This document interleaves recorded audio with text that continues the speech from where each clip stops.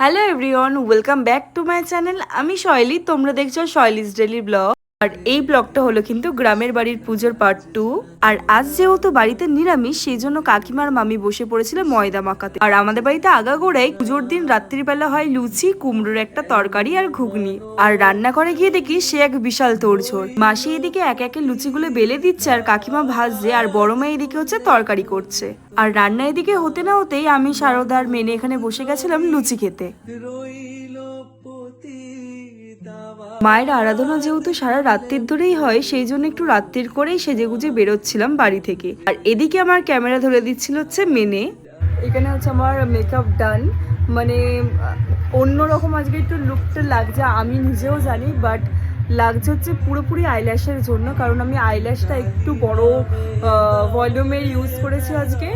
আর তার সাথে হচ্ছে কোনো রকম আই মেকআপ করিনি, জাস্ট মুখে আমি ক্রিমের সাথে ফাউন্ডেশন ইউজ করেছি, আর তার সাথে একটু ব্লাশার দিয়েছি, আর লিপস্টিক আছে আর টিপ আছে, ব্যাস দ্যাটস ইট। কেমন লাগছে অবশ্যই তোমরা জানিও। আর শুধু একা তো আমার সাজগোজ করলে হবে না, আমার সাথে আরেকজন আছে, তো ওনাকেও একটু ঠিকঠাক করে গুছিয়ে দিতে হবে আমাকে। আমার কিন্তু মুখটা গ্লো করছে।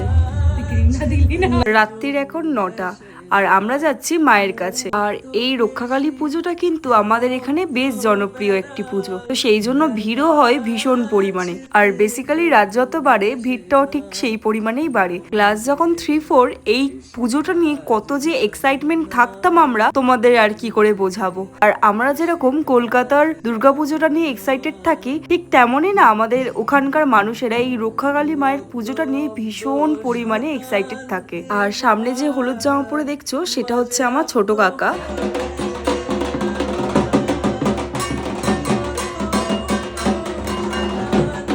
আর মায়ের মন্দিরের ঠিক পিছন দিকেই আছে রাধা মাধবের মন্দির। আর মন্দিরের ঠিক সামনে যেতেই না আমার ঠাকুমার কথা ভীষণ পরিমাণে মনে পড়ছিল।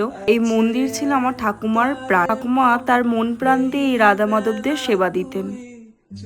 আর এই পুজোয় একটি বিশেষ বিষয় হলো, মায়ের প্রতিমা কিন্তু কেনা হয় না, মন্দিরের ভেতরই প্রতিমা গড়া হয়।